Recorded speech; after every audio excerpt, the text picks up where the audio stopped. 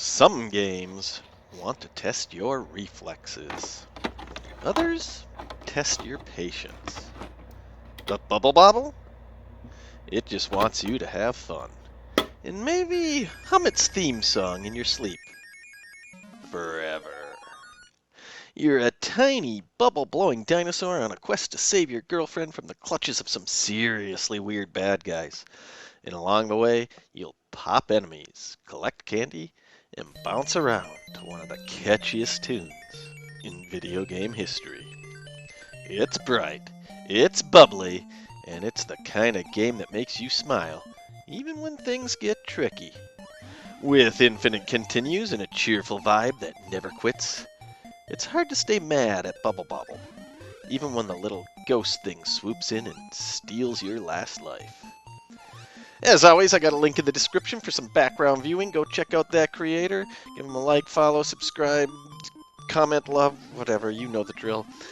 And we're just going to flow right into the basics here. Bobble hit the NES in 1988, bringing home the arcade charm of Taito's 1986 coin-op classic.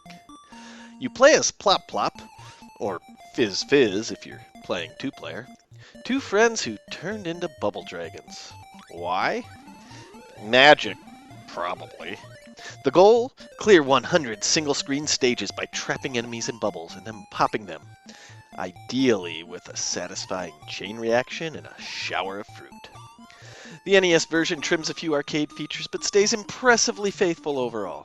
It supports two players, simultaneous, has unlimited continues, yes, and keeps the action bouncing with bright visuals and that one song you'll still be hearing long after you turn off the system. Overview. Bobble is a wonderfully weird cocktail of action, strategy, and sugary chaos. At a glance, it looks like a single-screen platformer, but it plays more like a tactical arcade challenge with just a splash of 2D shooter sensibility. Each of the 100 stages is a self-contained puzzle box filled with enemies, oddly shaped platforms, and the question, how do I clear this as effectively and stylishly as possible? You don't defeat enemies by jumping on them or zapping them directly. Instead, you trap them in bubbles, slow, floaty projectiles, and then pop those bubbles by making contact, sending enemies flying in every direction as loot explodes across the screen. There's a bit of Mario Bros. In its genetic blueprint. Both games ask you to disable enemies before taking them out. But Bobble remixes that idea with whimsical physics and combo potential. Chain multiple enemies in one pop and you're rewarded with bigger points, better items, and the sheer joy of a well-timed sweep. The bubbles themselves feel unpredictable at first, drifting and bobbing in strange ways. But stick with it, and you'll realize each room has its own airflow pattern. Learn it, and those bubbles start to behave less like chaos and more like clockwork. It's the blend of cheerful disorder and hidden structure that gives the game its charm and surprising depth. My youthful experience. I only played Bobble once as a kid, but wow, what a memory. My cousin and I dove into the NES version one day and just didn't stop. We played co-op for what felt like hours, hypnotized by the music, the colors, and the sheer fun of it all. I have no idea how far we got, but I remember it feeling like an epic journey. Just the two of us, side by side, clearing screen after screen with bubble-based teamwork. And then, I never touched it again. For decades. That one magical session was all I had. A single bright snapshot from my gaming youth that stuck with me far more than some games I've played dozens of times. Revisiting it as an adult, I expected some warm fuzzies, but I also got my bubble popped pretty quickly. I was surprisingly bad upon my return. Was younger me actually better at video games? After a bit of time, I found my rhythm again. Before long, I was clearing stages like it was 1989 all over again. Turns out, Some games just stay with you, even if you only play them once. The look. When you first power on Bubble Bobble, you're greeted by a bright, cheerful title screen that sets the tone for what's to come. The game uses a simple but effective visual style, colorful platforms and characters set against a black, solid background. To modernize, that backdrop might seem limited, even outdated, but it serves a clear purpose. It keeps the screen uncluttered, makes all the moving elements pop visually, and ensures that gameplay remains easy to read, even when the action gets chaotic. In a game that can fill up with bubbles, enemies, projectiles, and bonus items all at once, that kind of clarity is a strength, not a shortcoming. The sprite work is classic NES craftsmanship, clean, expressive, and thoughtfully animated. Plop Plop and Fizz Fizz, your heroic bubble dragons, are instantly recognizable and oddly charming, with their stubby legs and endless supply of bubble breath. The enemy designs don't always resemble specific real-world animals, but each sprite is unique enough to be quickly identified in the middle of a fast-paced stage. That matters, because every enemy type behaves differently, and knowing who's who can be the difference between popping bubbles and getting popped yourself. Like many NES games, Bubble Bobble runs into some flickering when too many sprites appear on the same horizontal line. It's noticeable, but not that distracting, and rarely affects gameplay. Even the more dangerous enemies never vanish long enough to cause a cheap hit.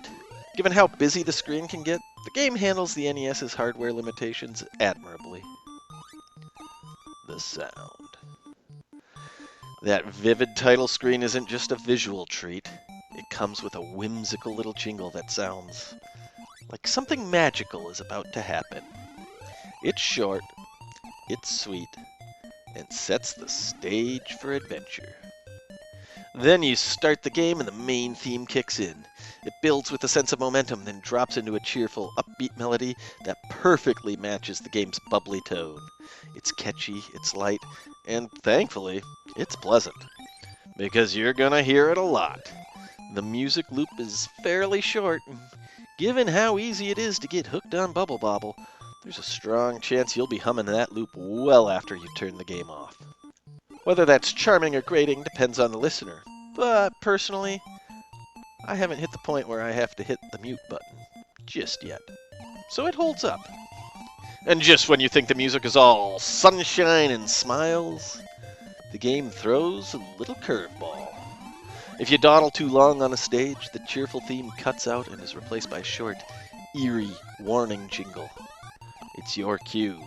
Something nasty's coming. And sure enough, Baron von Blubber shows up seconds later.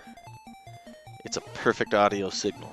Tense, unmistakable, and just spooky enough to make you scramble like your life depends on it. For Double Plop and Double Fizz, it is. The sound effects are solid. Jumping, bubbling, and grabbing goodies all have a squeaky, toy-like quality, satisfying in a way that fits the game's tone. When you pop a bubble-trapped enemy, you get a little musical burst. It's hard to classify. It has more personality than a standard sound effect, but it's too short to call a full-on fanfare. Whatever it is, it works. It makes defeating enemies feel like a reward without breaking the rhythm of the action. Would a little more musical variety help the experience? Yeah, sure. A longer loop or an alternate stage theme wouldn't hurt, but that's less a complaint and more of a hindsight wish list item. Because as it stands, the sound design gets the job done with its charm and consistency. Gameplay. Left, right, jump, shoot. And pause. Bubble Bobble gives you just a handful of player-controlled actions, but squeezes a whole lot of fun and challenge out of them. The early stages are simple and inviting, easing you into the mechanics. But as you climb deeper into the 100-room Tower of Trouble, layouts get trickier. Enemy spam grows wilder, and the screen starts to feel more like a bouncy obstacle course than a static level. It's a difficulty curve, but it's one that climbs with you, not over you. You learn by doing here. With the exception of one key trick, this is a game you can figure out as you go. So here's the one thing I will spoil. When you land on a bubble, hold the jump button if you want to bounce off of it. Tapping is possible, but if you try to time your jump like it's a springboard, you'll most likely just pop the bubble and fall right through. This becomes crucial if you find yourself at the bottom of a tall shaft. If you didn't know it, now you do. And if you did, congrats. You've already got your Bubble Bobble black belt. Everything else? Go discover it. The lightning bolts, the firepower items, the strange power-ups with mysterious effects. Part of the fun is figuring them out for yourself. And if you mess up, you probably will. It's part of the charm. I hinted at this earlier, but there's even an anti-idling mechanic built in. Spend too long on a stage and the music takes a sinister turn. That's your cue that trouble's coming. Specifically, a ghostly white whale named Baron von Blubba, who appears out of nowhere and comes straight for you. His movements can be anticipated, but his presence is unnerving. Finish the stage before he gets you, or you're toast. This moment of pressure is rare for a game that feels so cheerful otherwise, but it works. It jolts you into action without ever tipping into cruelty. It's also worth noting how naturally playable this game is today. You don't need to read a manual, study a guide, or watch a Let's Play to enjoy it. For a game from the NES era, that's saying something. Bubble Bobble is one of those rare titles where you can just pick up the controller, start having fun. That said, the manual is loaded with all sorts of information. Back in the day, we'd study those things on the car ride home from the store. By the time we were ready to play a new game, we had those things memorized.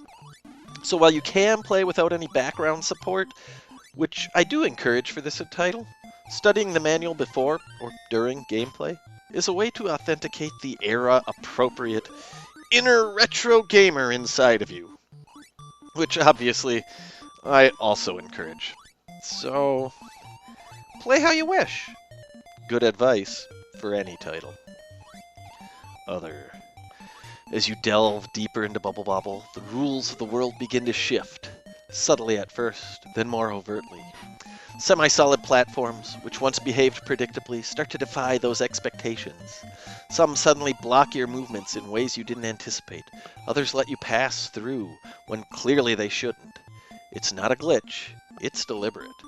The game asks you to throw out what you've learned about stage structure and remap things in your head. What you see isn't always what you get. You'll find yourself second-guessing every semi-solid you meet because in this game, even the floor has trust issues. And while we're talking about things beneath the surface, there might be more to the ending than meets the eye. Some cryptic clues suggest that the truest conclusion, the real ending, has some specific requirement. Let's just say I've heard whispers, and fully intend to find out for myself. Me, myself, and sometimes you. The solo mode is strong, no question. It's not the kind of game where you need another player to make it worthwhile, but the co-op experience? That's where the magic really bubbles up.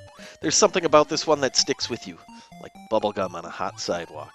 It's approachable and inviting, and just chaotic enough to be memorable. My own experience was limited to a single childhood memory, but it's one I've never let go. I played Bubble Bobble with my cousin, just the two of us, and we played for hours and hours. I don't even remember how far we got, only that we got deep. We couldn't stop. It was like being handed a never-ending roll of bubble tape. Addictive, joyful, and somehow always fun. And then I hadn't played it again, not for decades. Revisiting it recently was surreal. At first I felt completely lost. Was I better at games back then? Possibly. But I found my footing. And once I did, it was like old reflexes waking up. I did surprisingly well. Maybe not the stuff of legends, but more than enough to remind me of why that one memory never faded. So, word on the street is there might be more than one ending. I hinted at this earlier. Some say you need to beat the game in two-player mode to unlock the true conclusion. In an attempt to avoid spoilers, I discontinued research on that. I intend to find out the old-fashioned way. If you spoil this in the comments, I am gonna... Okay, I won't. But I'm gonna fantasize about it. You can't see me shaking my fist. Fair enough. Who would enjoy this? Honestly, I'm struggling to think of anyone who wouldn't enjoy this game.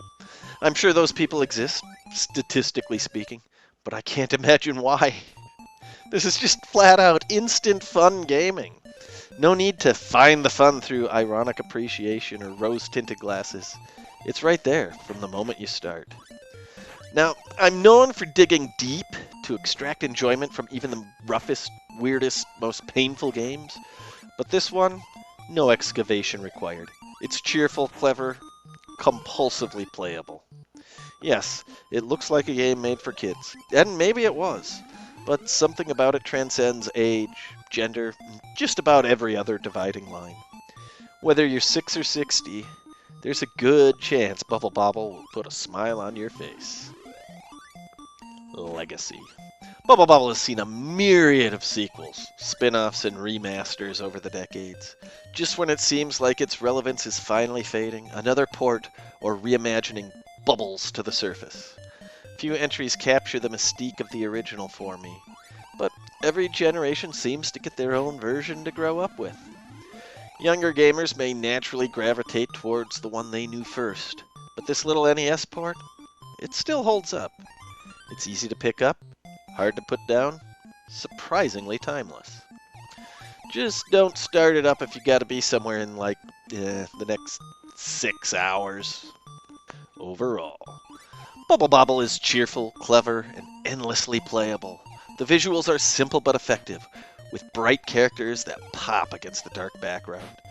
The music is catchy, upbeat, and thankfully never crosses into irritating, even after all those repeat listens. Gameplay-wise, it's tight, creative, and full of surprises, with just enough challenge to keep things interesting, without ever feeling unfair. It's a good game, plenty of fun. Whether you're diving in solo or teaming up with a friend, there's real magic here. The kind that makes hours disappear before you even realize it. I had a blast guiding Plop Plop, and occasionally Fizz Fizz, through dozens of bubble-filled stages. Wait, what? Hold on. Their names are Bub and Bob? Huh. That actually makes slightly more sense. Alright. And just for the record, no. Alka-Seltzer did not sponsor this review, though after playing this long, I might need some. Thanks for watching, and as always, see you next mission.